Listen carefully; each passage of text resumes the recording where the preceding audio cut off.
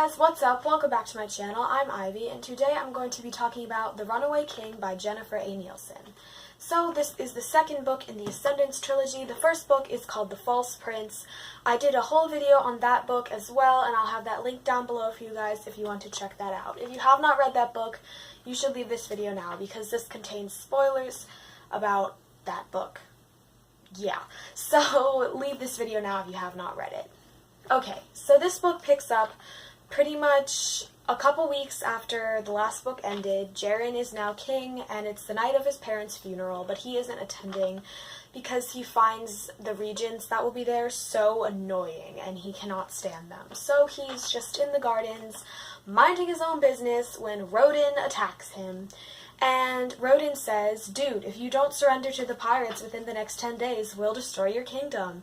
And Jared's like, that's not cool, dude. Go away. So then he's kind of shook after this. I mean, I would be pretty shook. And so he tells the regents what has happened. And they decide that they're going to appoint a steward and that Jaren should go into hiding. But he's like, I don't like this plan. So he comes up with a plan of his own. But you have to read the book to find out what that is. Intrigue, I know.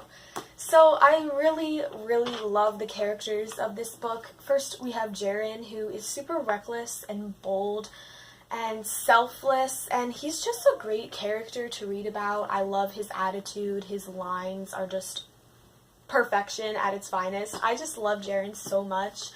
And then we have Imogen. I can't really pronounce her name, but it's okay.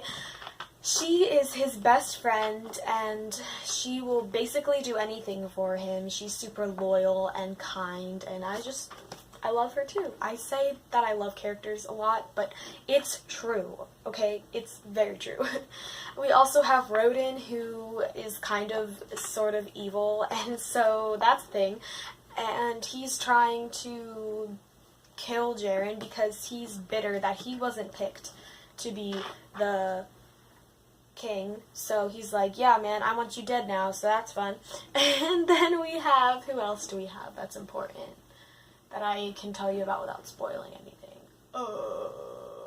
I think that's about it. There's some other characters, but they don't play as big a part as those three, so yeah. So if you haven't read this book yet, I suggest that you leave this video because I'm about to spoil this one for you.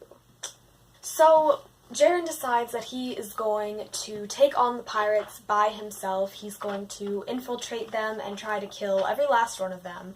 And I was like, dude, are you good? Like, that's never gonna work. Anywho, he decides to send Imogen away because he knows that she will be harmed if she stays at Drilliad.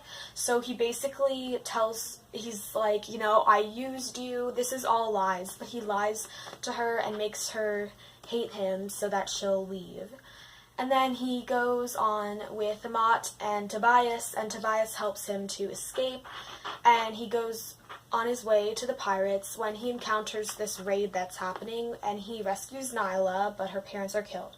So he's like, he feels pretty betrayed because his father knew that these raids were happening, but he never did anything about them, and he's pretty, like, upset about this, so that's a thing. And then he goes with Nyla to take her to Harlow, who is, I think, her grandfather, excuse me.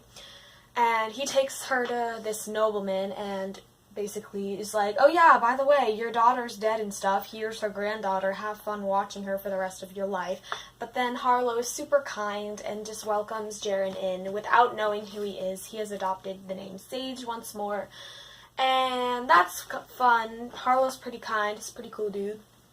And then he goes on his merry way, and then he meets Fink, this boy who is like, I don't know, he's just kind of like there, and he's kind of not Weasley, but he's just a weird kid. And then he talks to him, and Fink says, oh, you want to get in with the pirates? Go to this hotel and go to this room. So then Jaren does this, and he is kidnapped by some thieves who Fink is in league with, and Jaren does this on purpose, obviously, because, like, he always has a plan. And he ends up with these thieves who are led by Eric, and he's basically like, basically like, yo, I'm gonna prove myself to you. So they go to Harlow's mansion. This hurt me so bad. They went to Harlow's estate, and he was robbing from Harlow because he knew this was the only place where he would have some control and where no one would be harmed. So he's robbing Harlow, and Harlow sees him and feels so betrayed, and Mott is also there, and I was like, what? Whoa, this is crazy. And then, so Mott cuts himself to make it look like Jaren killed him, so that Eric would believe him, and then it's just insane. And they steal the pocket watch, which is like super special to Harlow, which was terrible, and I felt so bad for both Harlow and Jaren, because Jaren, again, has to make someone who he cares about think that he's like this evil, terrible person when he's really not, but he has to because, well, the kingdom's gonna be destroyed if he doesn't do these things, which is insane. But yeah, so he does that, and then the thieves are like, oh wow, this guy's pretty cool. He just broke into a nobleman's house and like stole everything. So then he's like, oh yeah, I know of this treasure that like Carthia, like their big treasury thing, so I can get you to that, but like take me to the pirates. So Eric's like, ooh, I want some of that treasure. So they go to the pirates. Why am I talking like this? I don't know. But they go to the pirates, and then Jaren meets Devlin, the man who is just setting out to kill him, and he's like, ooh, that's interesting. And so tensions start to build between him and Devlin.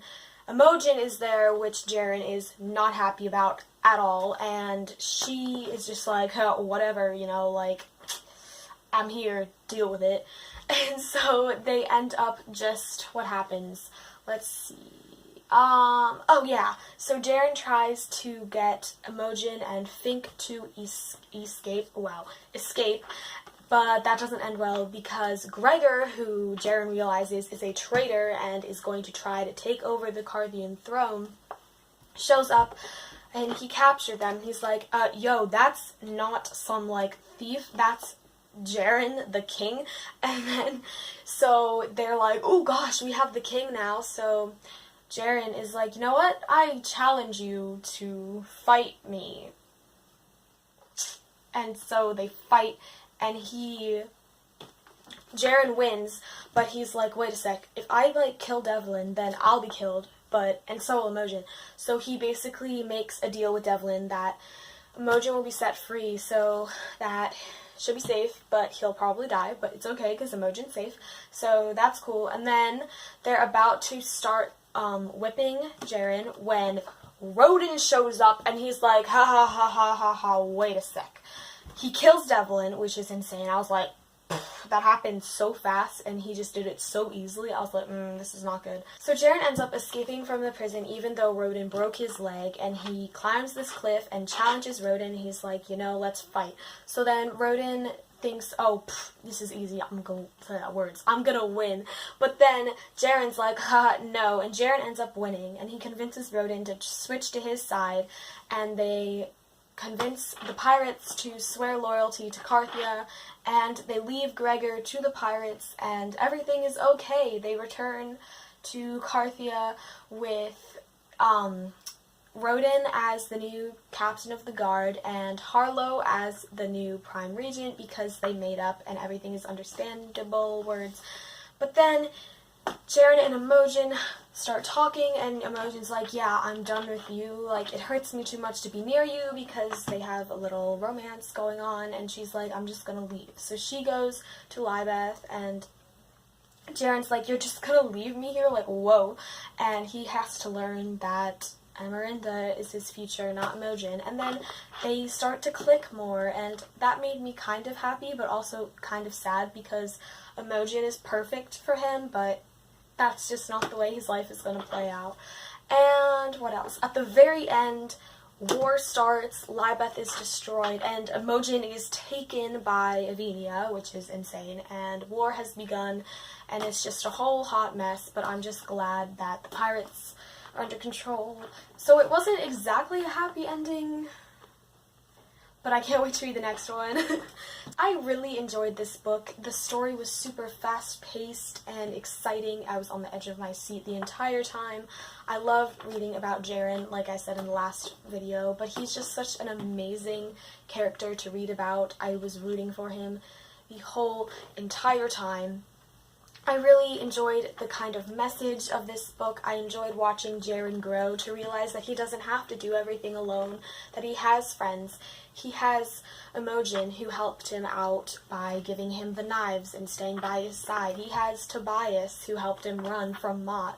He has Mott, and he has Harlow, and he has Fink, and he has so many friends, and he just learns that he doesn't have to do everything alone like he thought at the beginning of this book, and I thought that was super cool to see him realize that as the book went on. And so I gave this a 4.5 out of 5 stars because I really enjoyed it, but it wasn't that, like, 5-star quality, if you know what I mean. Like, it wasn't the best book ever, but I did like it a lot, so yeah. So that is it for today's video. Thank you guys so much for watching, and I hope you enjoyed it, and I will see you guys in my next video.